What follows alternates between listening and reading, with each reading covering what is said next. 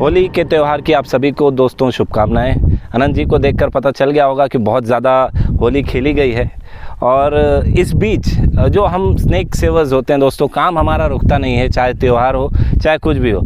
अपने परिवार को छोड़कर हमें अपने कर्तव्य पथ पर आगे बढ़ना ही पड़ता है और इसी दौरान अनंत जी ने होली के बीच में ही इन्हें कॉल आता है और ये 100 स्केल्ड वाइपर को रेस्क्यू करने के लिए पहुंचते हैं। काफ़ी दिनों पहले अनंत जी हमने आपसे बात करी थी और ये कहा था कि डॉक्यूमेंटेशन के लिए अगर किसी दिन 100 स्केल्ड वाइपर रेस्क्यू आप करते हैं तो हमें सूचित करिएगा। तो हमारे और अनंत जी के एरिया में डिफरेंस जो है तकरीबन 39 किलोमीटर्स का है। तो जैसे ही रेस्क्यू किया अनंत जी ने, उसी दौरान बताया तो हम 1 घंटे के अंदर यहाँ पहुँच गए और अब दोस्तों रिलीज़ करने का वक्त है 100 स्केल्ड वाइपर इकिस कैरिनेटस। तो दोस्तों जो स्क्रीन पर आपको दिख रहा है ये इकिस कैरिनेटस 100 स्केल्ड वाइपर जो काफ़ी ख़तरनाक माना जाता है और अगर वन ऑफ द डेडलीस्ट या deadliest snake of the world कहा जाए तो कोई अतिशयोक्ति नहीं होगी।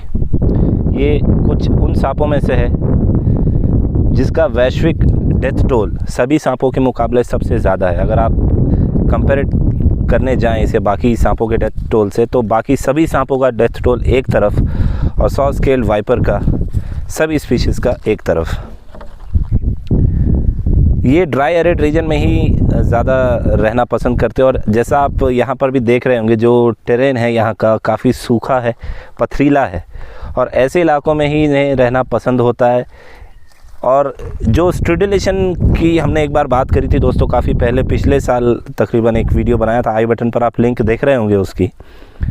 तो उसमें हमने कहा था कि इनका जो डिफेंस का तरीका होता है वो स्ट्रिडुलेट करना होता है, वार्निंग करना होता है। एक सी सेक्शन जैसा ये बना लेते हैं जैसा आप अभी वीडियो में देख रहे हैं और वैसा पैटर्न, वैसा डिफेंस पोजीशन लेकर ये अपने जो संभावित प्रेडेटर्स होते हैं, जो शिकारी होते हैं, उनको डराने का प्रयास करते हैं, एक एम्पल वार्निंग देते हैं। जैसा रसेल्स वाइपर हिसिंग का साउंड करता है और कोबराज जो होते हैं वो फन फैलाकर डराने का प्रयास करते हैं, वैसे ही ये इनका तरीका है। अब ये स्टिडुलेट या फिर अगर कहा जाए कि अगर ये वाइपर फैमिली का तो हिस क्यों नहीं करता, तो उसका सिंपल सा आंसर ये है कि ड्राई एरियाज़ में रहने के कारण जो वाटर लॉस है वो काफ़ी ज़्यादा हो सकता है और हिसिंग के दौरान या ब्रीदिंग के दौरान भी हम वाटर वेपर रिलीज़ करते हैं। अगर आपने देखा होगा कई बार हम चश्मे पर जब धूल जम जाती है या कुछ फिंगरप्रिंट्स आ जाते हैं तो उसको साफ़ करने के लिए मुंह से हल्की सी गर्म हवा या भाप जैसा कुछ रिलीज़ करते हैं, उसमें वाटर वेपर भी होता है। चूँकि 100 scaled viper dry arid region में रहते हैं तो थोड़े से थोड़ा पानी भी जान बचाने के लिए बहुत ज़रूरी होता है। इसलिए ही ये फिजूल में पानी खर्च ना करते हुए एक ऐसा तरीका इन्होंने डेवलप किया जहाँ ये अपने स्केल्स को आपस में रगड़ कर एक सौ जैसा या आरी जैसा आवाज़ निकालते हैं। जैसा आपने जंगलों में अगर पेड़ों की कटाई के दौरान देखा होगा या कारपेंटर्स के पास देखा होगा तो उस तरीके की आवाज़ आती है इनके स्केल्स को आपस में जब रगड़ा जाए तो, और ये वैसा ही करते हैं। काफ़ी ज़्यादा वेनेमस होते हैं। शुरू में आपको बताया कि the most deadliest snake on the planet है ये। और इसके वेनम टाइप की बात की जाए तो चूँकि वाइपर है प्राइमरली हेमेटॉक्सिक मिलता है, साइटोटॉक्सिन्स की मात्रा भी काफ़ी ज़्यादा होती है और डोमिनेंट तो नहीं लेकिन न्यूरोटॉक्सिसिटी भी इसके वेनम में देखी जाती है।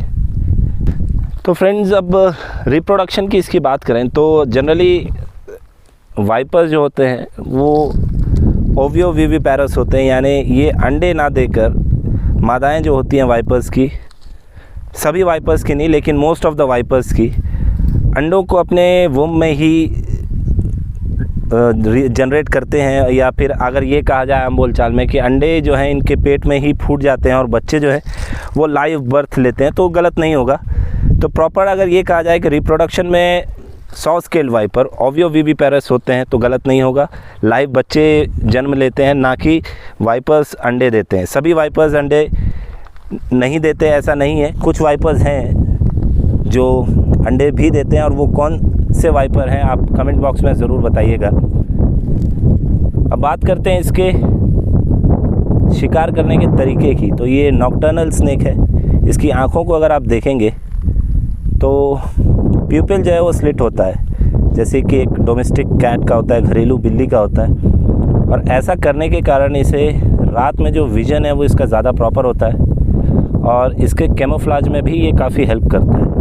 जो एम्बुश हंटर्स होते हैं ज़्यादातर आपने देखा होगा कि उनके प्यूपिल जो हैं वो स्लिट होते हैं, ना कि एलापेड्स के जैसे गोल होते हैं। एलापेड्स एम्बुश हंटर नहीं है, वो चेज डाउन करते हैं अपने प्रे को, और ये अपने प्रे के मार्क्स को ट्रेस करके उस जगह पर बैठे रहते हैं, और जैसे ही सडन कोई प्रे आता है उस पर ये अटैक करते हैं। पफ एडर के बाद ये दुनिया का सबसे तेज़ सांप है। ये कब अटैक करके वापस चला जाए आपको पता भी नहीं चलेगा। बिजली से भी तेज़ अगर इसे टाइटल दिया जाए तो बिल्कुल गलत नहीं होगा। इस वक्त ये स्लो ज़रूर है क्योंकि गर्मी बहुत ज़्यादा नहीं है और ये नॉकटर्नल है, इस वक्त इसका समय नहीं है, इसलिए आपको ज़्यादा तेज़ दिखेगा नहीं। लेकिन अगर इसे पोक किया जाए तो ये भागने में भी गुरेज नहीं करेगा और बहुत तेज़ी से ये एरिया को कवर करेगा और हो सकता है कि ये अटैक भी करे। कैट स्नेक से बहुत ज़्यादा कन्फ्यूजन होती है कई लोगों को। कई लोग डाउट कर जाते हैं कि कैट स्नेक जो कॉमन कैट स्नेक है और सॉ स्केल्ड वाइपर, ये दोनों आइडेंटिकल एक जैसे दिखते हैं, लेकिन अगर आप क्लोजली मॉनिटर करें इसके हेड को और एक कॉमन कैट स्नेक के हेड को, तो आप इजीली पता कर पाएंगे कि इसके हेड में आपको दिख रहा होगा एक प्लस जैसा मार्क, लेकिन वही कॉमन कैट स्नेक के हेड में वो मार्क वाई जैसा होता है, ना कि प्लस जैसा। इससे आप इसे इजीली आइडेंटिफाई कर सकते हैं। दूसरा, कॉमन कैट स्नेक की जो लंबाई होती है वो सॉ स्केल्ड वाइपर के मुकाबले काफ़ी ज़्यादा होती है। ये मैक्सिमम 1 से 1.5 फीट तक ही लंबे होते हैं। आनंद जी ने काफ़ी रेस्क्यू किए हैं, तो मैं उनसे पूछना चाहूँगा कि उन्होंने इससे लंबा या कितना लंबा सॉ स्केल्ड वाइपर रेस्क्यू किया है। जी, इससे पहले भी मैंने कई बार सॉ स्केल्ड वाइपर रेस्क्यू किए हैं इस एरिया में, क्योंकि इस एरिया में यह बहुत ही कॉमन है। बात करें इसके साइज़ की तो इसको मैंने एक करीब 2 फीट के लंबे तक एक वाइपर रेस्क्यू किया था और बाकी सेम साइज़ के लगभग। अच्छा, जैसे ये अभी काफ़ी पतला दिख रहा है, तो क्या बड़े होने पर भी इनकी ऐसी लीनियरिटी रहती है, इतने ही पतले होते हैं ये? नहीं, इससे थोड़े मोटे होते हैं। तो ये थोड़े मोटे हो जाते हैं बड़े होने पर, और वाजिब भी है कि बड़ा होगा ही, वाइपर है, और गिर्थ जो है इनकी काफ़ी ज़्यादा हो जाती है। तो वैसे मन तो कर नहीं रहा इसको वीडियो से हटाने का, लेकिन अब जाने तो देना होगा दोस्तों, क्योंकि नेचर के अगेंस्ट कुछ नहीं होना चाहिए। अजगर ना समझे, रसल्स वाइपर भी ना समझे। सॉ स्केल्ड वाइपर अपने आप में ही एक ऐसा स्पीशीज़ है जिसे बिग 4 में रखा तो गया है, लेकिन ये बहुत ज़्यादा कॉमन नहीं होता। अब आप फ़र्क यही देख लें कि 39 to 40 किलोमीटर्स का ही डिस्टेंस है आनंद जी के डिवीज़न में और हमारे डिवीज़न में, लेकिन ईज़िली हमारे यहाँ नहीं मिलता। लास्ट टाइम हम लोगों ने, हमारी टीम ने 2009 में इसे स्पॉट किया था, तो ऑलमोस्ट 13 साल बाद इसे इस तरीके से देखा जा रहा है। इससे पहले जो आपने वीडियो देखा था वो आनंद जी ने ही वीडियो सेंड किया था, जिसमें केले के पत्ते पर वाइपर बैठा हुआ था।